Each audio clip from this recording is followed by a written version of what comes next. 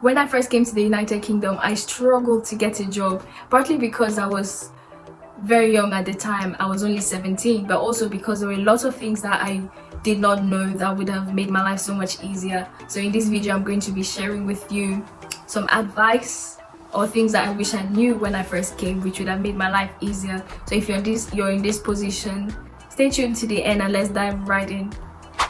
Number one is to tell friends and family or university colleagues that you are looking for a job.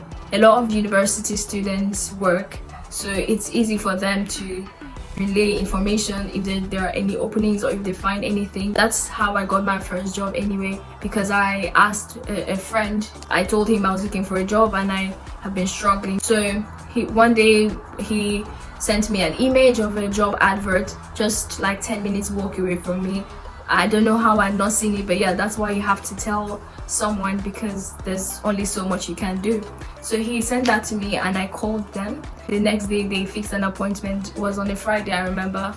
They fixed an appointment and it was a very casual interview. I probably was overprepared for the interview, but they just asked me questions about myself, and on the Monday they asked me to start work. So it was a very brief interview process, also because the pay was so low and it was a fish and chip shop, so yeah, it wasn't so much of an important job. It was just serving fish and chips to customers. For a few reasons I left the job and went back to the job market. And the second place I looked to, which I would really recommend to look to, is Facebook. So if you go on Facebook and you type jobs in Guildford, which was where I lived, or jobs in Peterborough, they're going to show you some Facebook groups that you can join, and you would find advertised a few jobs in your area. And some of them are not worth your time, but others are legit jobs. I realized later on that the fish and chip shop I worked for, they had advertised their role on Facebook. And also on Facebook I made a post saying that I could offer services such as cleaning, ironing, and I actually got a few gigs. Like, someone messaged me on Facebook and they're going to pay me cash in hand to help them iron their clothes. I swear it was like a dream. I actually went there, I did it, and she recommended me to a friend, and I did a couple of jobs with her friend. I don't know, like 5. I went to her place 5 times. They were really nice. They were Indians, really nice people, and they paid me cash. I went there for like 2 or 3 hours a day, and they sent the money directly to my bank account. So yeah, Facebook is not so bad in other aspects. I know people hate Facebook, but for this particular aspect it's a really good place to look. And number 3, check on Indeed. So Indeed is a job search website in the United Kingdom. It's the best in my opinion anyway, because I personally, when I started looking for jobs, I signed up for like 5 different websites at least. None of them compared to Indeed. So Indeed is the go-to. I totally recommend. All you have to do is go to Google, type Indeed UK.co.uk or Indeed United Kingdom. When you get to the website, go to the search bar, type part-time jobs, select your area, and yeah, they're going to show you a range of jobs to apply for. Yeah, so all you need is a good CV. You don't really need a cover letter, especially for part-time jobs. So all you need is a CV, and yeah, you're good to go. So my next point regarding Indeed is, in order to boost your chances of getting a job offer on Indeed, you have to be more flexible with your location or your preferred area. That was one thing I missed at the start, because I really wanted a job that was in my exact area, Guildford, where I live. So I just need to walk to work or take a bus to work at most. But most times in the UK, I don't know for what reason, it's really hard to find a job close to you. So a lot of people have to commute. Some people drive like 30 minutes, 40 minutes to get to work, and yeah, it's okay. You know, so you have to, if you cannot drive, you probably will not be driving when you first arrive. You can use the train, you can use the bus. It's not that deep. The public transport is not so bad. I mean, public transport is not great, but it's not so bad that you cannot travel. So you have to widen your search area. If not, the chances of getting a job will be very slim. The next point will be to tailor your CV. it's a basic advice, but the reason why it's basic is because it works, like it's effective. So you have to show your employers that you're interested in them and you're not just sending this particular CV to everybody. So tailoring your CV on Indeed, like just tweaking it a little bit for every job that you apply to, is going to help you so much more in your job search. So you have to prioritize quality over quantity. Sure that you have to send out as many applications as possible, but also try to send out good applications. And a last tip regarding Indeed applications is to apply to jobs that you're eligible for. So you might type part-time jobs and try to narrow down your search to part-time jobs, but sometimes some jobs that are going to come up are full-time jobs, which are going to require you to work 9 to 5, 7 days a week, or 5 days a week, whatever. You cannot do that, especially if you're an international student, and employers know that you cannot do that. So on your CV, if you have that I'm a student and you apply for a full-time job, there's no way your employer will even continue to look at your CV, because it's just you're not the person for that role. So you have to look at the eligibility criteria or job description very well and be sure that it's something that you are able to apply for, or at least it fits within the immigration rules, because as an immigrant, sometimes you're not allowed to work as a dance coach or something like that, or you're not allowed to declare yourself as self-employed. That is, you have to work under a company, something like that. I probably will make another video on the immigration rules on international students. So yeah, another reason to subscribe to this channel. So my next advice will be to make use of your school's resources, attend career fairs, go to your employability team for help, because they are so useful. I got my second job through a careers fair at university. So they organized a careers fair and I was like, okay, yeah, why not? Because I missed the one they organized at the beginning of the term because I came late. So I went to this one after being reluctant not to go. My friend convinced me to go, and I was so glad I went, because there were 2 agencies that came to advertise their services to university students. So they said they employ students to work as event staff in different locations, or for different businesses, for different employers, for different companies, in different kind of roles. For example, some of them were hospitality, dishwasher, waitress. So yeah, those kind of roles. I was so glad, I was super happy. I signed up for the 2 agencies that came there, but I focused more on one agency because that was the one I liked more. So all you have to do is to go to the agency app, look at the jobs they have advertised, and select the one you want to do. Read the job description. If it's something you're interested in, then apply. And for this particular company, to apply for the job, you just need to put how you're going to get to the location, and yeah, they're going to, when you apply, they either accept or reject you.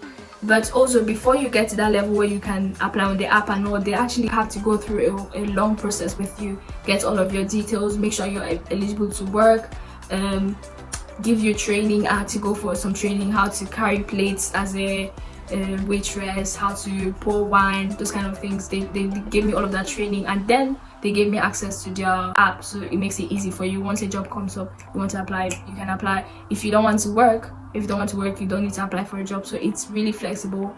Agency work is really good if you're looking for flexible working. Sometimes they really have long hours.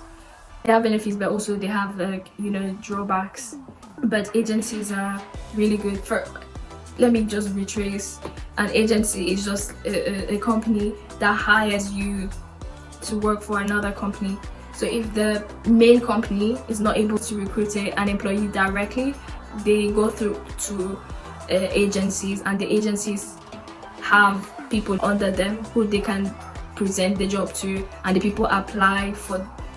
They to cut the long story short, an agency is just a company that acts as an intermediary between a company and an employee. So you work for this main company through the agency, and the agency pays you your wage after the employer has paid them your wage, and they deduct an amount and pay you. And you don't think because they deduct an amount you get paid less. On the contrary, you actually get paid more. Agencies get paid a lot. For example, they can get for per hour,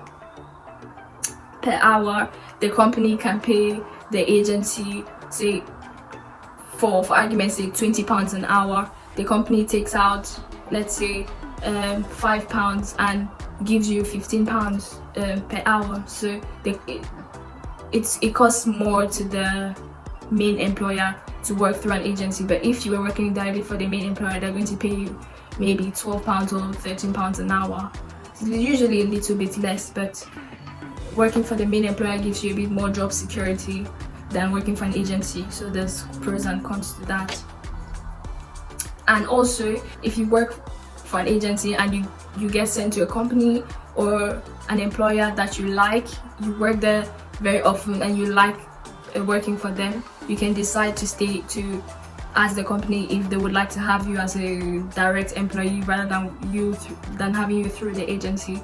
And if they accept, you most likely do accept, because employers don't like agency workers because of the high wages they command. So employers are always looking for people to join them directly. So if you want to get more job security, if you want to be assured that you have a job and you can go there, it's just more secure. In another video, I'm going to talk to you and give more details or shed more light on agency working. An agency is a good way to get a permanent job if that's what you're looking for. My next point is to look for agencies around you and work for them. So if you're not able to find an agency through university, you can just go on Google and type hospitality agencies or work agents, recruitment agencies near me, something like that. What you find will be dependent on your area. Some areas will not have as many agencies while other areas will have, so that is worth checking. You can find agencies in the hospitality sector that deal with mostly restaurants, waitering, alcohol serving, or you can find agencies that have a mix of everything. One of these agencies is Indeed Flex. On Indeed Flex, you can find factory worker roles, retail roles. Through Indeed Flex, I worked as a shelf stacker for Sainsbury's. Indeed Flex is a really good company to work for. So if Indeed Flex is in your area, then yeah, you want to check them out. Apart from attending careers fairs, your school has other ways to help you to find a job. For example, their career and employability team should have a website or a team that is focused on helping students to get a job. For example, found out later that my university's career and employability team actually has an app, and on that app they have information regarding employers that employ students in that area. So some of those agencies were on there, some other restaurants around were on there, and some supermarkets were on there. So it's a really good place to find work or to see what students in your university are doing as part-time jobs. It's a really good place to get CV advice, to get cover letter advice. You can always just ring them up and chat to them, ask them what services they have available for you or to help you get a job. Like, you're paying their fees, so you might as well make use of the services. They're there for you, they're not there for decorations. So yeah, make use of your careers team. And also a lot of universities have this thing called uni temps. So for example, I'm just going to use my university. So if you go to Google and type University of Surrey uni temps, you're going to see some jobs that come up that are specific to your university, so openings that your university has and are willing to hire students, so you can apply for those.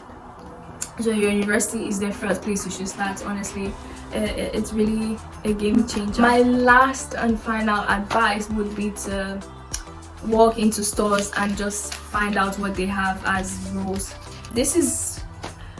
I was actually reluctant to put this in because personally, when I tried to walk into stores to ask for jobs, I didn't find anything relevant. So when I asked them if they have jobs, they'll be like, oh, go online and check Indeed or another website, and you'll find our roles advertised and can apply through there. But it's not always bad. I know two people who got jobs this way. A friend of mine came to UK very recently, and he used to buy pizzas a lot from Papa John's. So he went there one day and he got offered a job, literally.